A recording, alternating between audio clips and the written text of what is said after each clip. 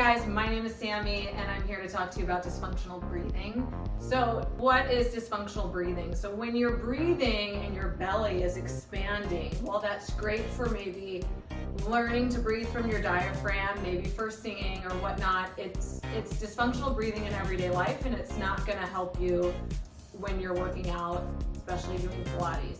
The reason that we say in through the nose, out through the nose in Pilates is because it's supposed to be like a gentle, natural breath. Sometimes these big breaths and then you hold it, you grip, and then you bear down.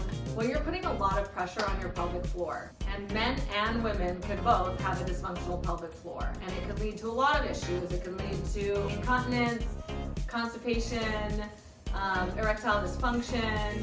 It can cause so many issues in the body, actually. So a lot of Pilates will help keep you away from having a dysfunctional pelvic floor or help you kind of correct it.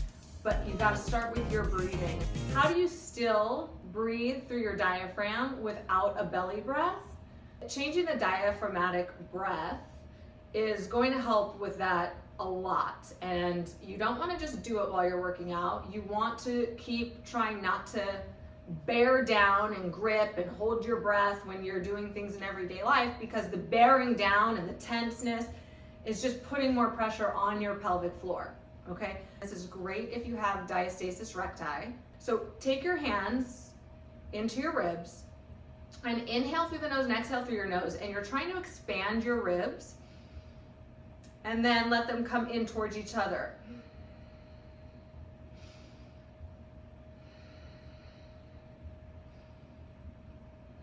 Maybe move your hands to like the lower ribs.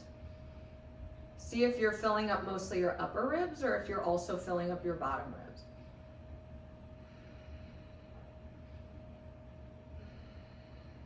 And just breathe naturally. So a lot of, times if you're like, and then you hold your breath and then you, and now all this weight is bearing down. So you want to try and stay away from that. Another thing that kind of helps your pelvic floor is, don't do this while you're actually like peeing, but imagine like you're going pee and you're like relaxed and then you're like stopping at midstream and you feel that kind of lift that you get. So you want to keep weight off of bearing down into your pelvic floor. So hopefully that helps, and practice your breathing every single day, because if you come into Pilates once, twice, 3, 4 times a week even, and then you go home and every time you just like talk and you're doing these big belly breaths and you're opening the diastasis recti is just opening and closing and you're bearing down, you're reversing more often what you're working towards. So you're spending 4 days a week working towards the ideal, but then at home you're letting it all go. So be really mindful of what you're doing at home. Please comment below if you have any questions, and get to work.